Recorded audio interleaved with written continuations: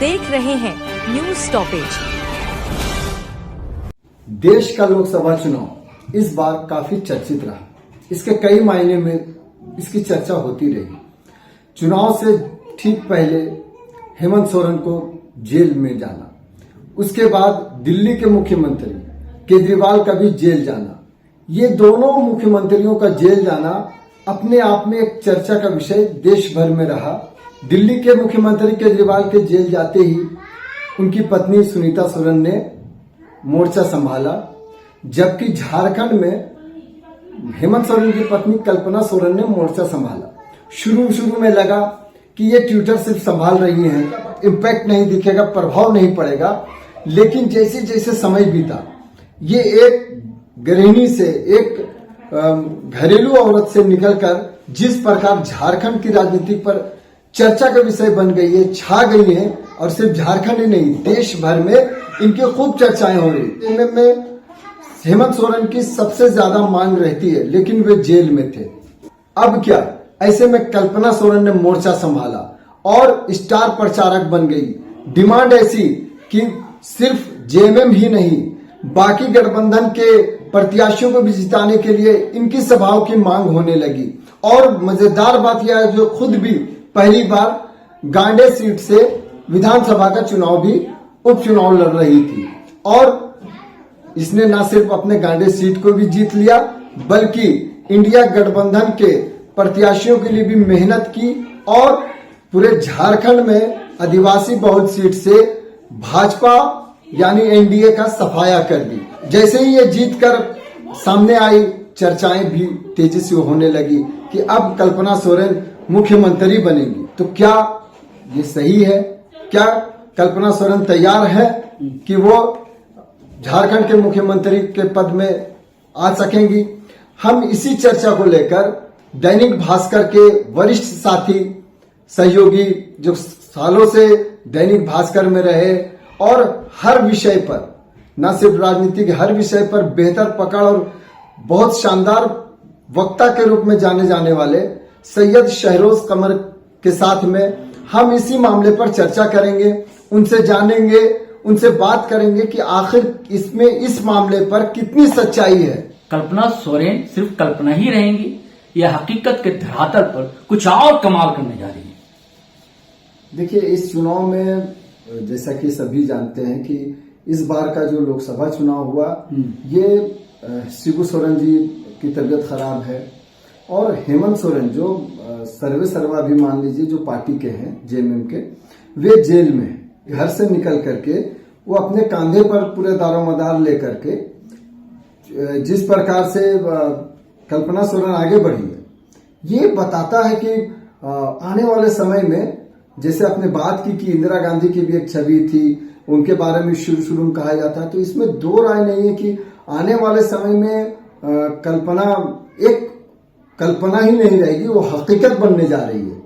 अब वो क्या हकीकत रहेगी, ये तो आने वाले समय में क्लियर होगा। देखिए सरफराज, आपने देखा होगा कि सिर्फ यहां उनकी जो पहली सभा हुई, अब वो जो भावुक हो गई, उसके बाद जो कई सभाएं की, तो यहां तो जनाधार दीवाना हो गया उनके पीछे। आपने देखे होंगे सारे वीडियो। उसके बाद मुंबई की सभा, जो मुंबई में जो हुई इंडिया गठबंधन की, उसका जो दिल्ली में हुई, आप ही चर्चा कर रहे थे कि दिल्ली की सभा में अरविंद केजरीवाल की पत्नी उनसे ज्यादा प्रभावी भाषण जो है ना, कल्पना सोरेन का। बिल्कुल कल्पना सोरेन का भाषण जो है अपने आप में, वो ये उनके भाषण को खींचता है लोगों और को। आपको कहीं से ये नहीं लगेगा कि ये पहली बार कोई महिला है जो घर की चारदीवारी से निकल करके, या कभी कभी किसी सभा में दिख जाती थी, सभा में बल्कि नहीं, किसी कार्यक्रम में हेमंत छोटी मोटी पार्टियों में या कभी कभी दिख जाती थी, किसी कार्यक्रम में दिख जाती थी। लेकिन भाषण इस अंदाज में, इस तरह से अपनी ओर अट्रैक्शन करना लोगों को, ये उनकी कामयाबी का जरिया नजर आता है। देखिए, आपको नहीं लगता कि जैसे कि बिहार में इंडिया गठबंधन की अगुवाई तेजस्वी कर रहे थे, उत्तर प्रदेश में अखिलेश कर रहे थे, है ना, उधर आप साउथ में चले जाएं तो वहां स्टालिन कर रहे थे, तो उसी तरह ऐसा नहीं लगता कि झारखंड में इंडिया अलायंस की अगुवाई कल्पना सोरेन ने बिल्कुल, कल्पना सोरेन, मैंने पहले ही कहा कि कल्पना सोरेन की डिमांड थी हर जगह, सिर्फ अपने लिए नहीं, जेएमएम के प्रत्याशियों के लिए नहीं उन्होंने, बल्कि इंडिया गठबंधन के लोगों के लिए भी जो प्रत्याशी थे उनके लिए भी उनकी डिमांड थी कि वे कल्पना सोरेन एक बार आए मंच पर, वो आ जाए, वे भाषण दे, वे उनके लिए वोट मांगे। तो कुल मिलाकर कहे कि इस बार हालांकि वे ना तो सांसद थी, ना विधायक थी, या किसी पार्टी में पद पर नहीं है, बिल्कुल नहीं। उसके बावजूद चंपई सोरेन मुख्यमंत्री हैं, लेकिन जिस प्रकार से अपने कांधे पर लेकर, अपने बल पर एक स्टार प्रचारक के रूप में ही नहीं, पूरे इंडिया गठबंधन को अपने कांधे पर लेकर आगे बढ़ने का काम किया। और इसका नतीजा भी देखिए कि इंडिया गठबंधन को पिछले लोकसभा चुनाव से बेहतर सफलता मिली। बिल्कुल सही कहा आपने, बिल्कुल सही कहा। पिछली बार तो 12-13 सीट थी और वो भी गीता कोड़ा आ गई थी, 14 की 14 सीट कह लीजिए, सारी सीट एनडीए की हो गई। नहीं, एक राजमहल जो था वो विजय हांसदा थी। हाँ, तो 13 सीटें। हाँ, अगर ये माना जाए कि चूंकि गीता कोड़ा लास्ट टाइम में पाला बदलकर भाजपा में चली आई थी, तो उस हिसाब से ये देखिएगा तो सभी 12 विधायक भाजपा के और एक आजसू के विधायक थे। और देखिए आदिवासी वोट पर तो पूरा कब्जा ही कर लिया जेएमएम ने। देखिए किसी भी सुरक्षित सीट पर, जो आदिवासी की सुरक्षित सीट है, भाजपा कहीं से नहीं जीत पाई। नहीं, उसका एक कारण जो मुझे लग रहा है जी, कि उसका एक सबसे बड़ा कारण जो है हेमंत सोरेन को जेल भेजना। अच्छा, भाजपा का ये दांव कहीं ना कहीं थोड़ा सा उल्टा पड़ता दिखाई। बिल्कुल सही कहा आपने, बिल्कुल सही कह रहे हैं। क्योंकि जिस तरह से आदिवासी बहुल सीटों पर या आदिवासियों के लिए जो आरक्षित सीट थे, रिजर्व सीट थे, उस पर इस तरह का प्रदर्शन करना, भाजपा पूरी तरह से साफ हो गई। सही कह रहे हैं। जबकि केंद्रीय मंत्री अर्जुन मुंडा वो तक हार गए। तो आप ये देखिए कि जो हेमंत सोरेन है, हेमंत सोरेन को जेल भेजने का दांव कहीं ना कहीं भाजपा को नुकसान पहुंचाया है। अच्छा, और हेमंत सोरेन का जेल भेजना और इसी बीच में कल्पना सोरेन का आ जाना, वो जो भावुक लगाव था, आम लोग जो यहाँ के झारखंड के, जिसको आप माटी की बात कहते हैं, लोकल मूलवासी आदिवासी की बात कहते हैं, वो अचानक से कल्पना सोरेन के साथ कनेक्ट हो गए। कनेक्ट होने का कारण हेमंत सोरेन से पहले से जुड़ाव था। उसको लोग मानते थे कि एक आदिवासी के साथ में भाजपा ने गड़बड़ किया, भाजपा ने गलत किया, एक आदिवासी सीएम के साथ में, उनके भाई बंधु के साथ में गलत किया। यही वजह है कि कल्पना सोरेन के आते ही और इस तरह से वो जिस प्रकार भावुक होकर लोगों को अपनी ओर आकर्षित कर रही थी, पूरे चुनाव में आप देखेंगे तो उससे लोग ज्यादा कनेक्ट होते चले गए। अब तो 3 चीज और सरफराज, बड़ी ईमानदारी से देखिए, हेमंत सोरेन ने इस्तीफा दिया, उसके बाद अरेस्टिंग हुई। वो भी चाहते थे अरविंद केजरीवाल के जैसा जिद पर अड़े रहते कि हम बतौर मुख्यमंत्री ही जाएंगे। और दूसरी ईमानदारी देखिए, ये हेमंत सोरेन पर आरोप लग रहा था कि ये अपनी पत्नी को ही सीएम बनाकर जाएंगे, जैसे कि लालू प्रसाद यादव ने राबड़ी देवी को सीएम बना दिया। लेकिन ये भी उन्होंने नहीं किया, हेमंत सोरेन ने नहीं। आप और चंपई सोरेन बड़े सीनियर लीडर है, उनको अगुवाई सौंपी सरकार की। देखिए यही से जो है ना, वो जो लोगों को लग रहा था कि झारखंड में भी एक बार लालू राबड़ी का जो दौर था वो एक बार दोहराने जा रहा, रिपीट हो रहा। लेकिन अंतिम चरण में जिस प्रकार से आप देखेंगे, विपक्ष के निशिकांत दुबे, मैं लगातार बात करता हूँ, ट्वीट करने के मामले में सबसे माने जाते हैं, तो उन्होंने भी सबसे पहले कहा था कि कल्पना भाभी को ये सत्ता सौंपने जा रहे, राबड़ी देवी का मामला फिर यहाँ होने जा रहा है। लेकिन लास्ट समय में जिस प्रकार से चंपई सोरेन का नाम आगे आया, किसी ने सोचा भी नहीं था। क्योंकि ये जो ईडी, आपको याद होगा कि ईडी जब पूछताछ के लिए उनको समय मांग रही थी, उससे 2-3 दिन पहले ही विधायक दल की बैठक, सभी गठबंधन के लोगों के साथ में बैठक, विधायकों के साथ में सीएम आवास में हुई थी। हाँ, हेमंत सोरेन ने कर ली थी बैठक और सभी से लिखित ले भी लिया था कि हेमंत सोरेन को ही ये जिम्मेदारी सौंप दी गई थी कि जिसे चाहे सीएम बना दे। तो इस पर ये ज्यादा चर्चा बढ़ने लगी कि अब तो कल्पना सोरेन का मुख्यमंत्री बनना तय है। लेकिन लास्ट समय में जिस प्रकार से चंपई सोरेन को मुख्यमंत्री बनाकर जितने भी परिवार से लेकर पार्टी में जो टूट होने की गुंजाइश थी, उसको सबसे पहले शांत कर दिया। और इसका फायदा अगर चंपई सोरेन की जगह या किसी और सीनियर लीडर की जगह अगर कल्पना सोरेन सीएम होती तो शायद ये प्रदर्शन नहीं और होता। ये लगाव नहीं होता लोगों का कि जिस प्रकार से आज जुड़ गए हैं कि हेमंत सोरेन के साथ में भाजपा ने गलत किया। अच्छा, दूसरी एक चीज और देखिए सरफराज साहब जी। कि बड़ा अनुभवी है चंपई सोरेन जी, है ना। बिल्कुल। और अभी भी आप बता रहे थे कि क्या बैठक की चर्चा आप कर रहे थे, समीक्षा बैठक, क्या मामला है सरफराज जी? नहीं देखिए, ये चुनाव के जब से चुनाव आचार संहिता लागू हुआ था तो इसके बाद से चूंकि सरकारी व्यवस्था यही सिस्टम है कि काम मुख्यमंत्री होकर भी विभागीय बैठक वगैरह हो नहीं पाती है। तो चुनाव के बाद जैसे ही फ्री हुए, अब फिर से चूंकि आने वाले समय में 3-4 महीने के अंदर चुनाव होना है विधानसभा का, तो ऐसे में जिस प्रकार से सीटें इस बार बढ़ी है इंडिया गठबंधन की, जेएमएम की, कांग्रेस की, तो इंडिया अलायंस उत्साहित हो गया और उत्साहित होकर अब इनको समझ में आ रहा है कि जितना काम हम ज्यादा करेंगे, जितना लोगों आम जनता से जुड़ेंगे, उतना फायदा होगा। यही कारण है कि आप देखिएगा कि लगातार आज तीसरे दिन सीएम जो है विभिन्न विभागों की समीक्षा बैठक कर रहे हैं, चाहे झारखंड में, रांची में सुरक्षा का मामला हो, विधि व्यवस्था का मामला हो, या डेवलपमेंट से जुड़े हुए काम, फ्लाईओवर बनाने का काम हो, या जो भी जितने भी तमाम विभाग हैं सबों की समीक्षा बैठक करते हुए और सख्त निर्देश अधिकारियों को दे रहे हैं। आपको पता होगा कि लगातार अंचल अधिकारी जो है सीओ म्यूटेशन के मामले को पेंडिंग कर रहे हैं। इसको लेकर छवि सरकार की खराब हो रही है।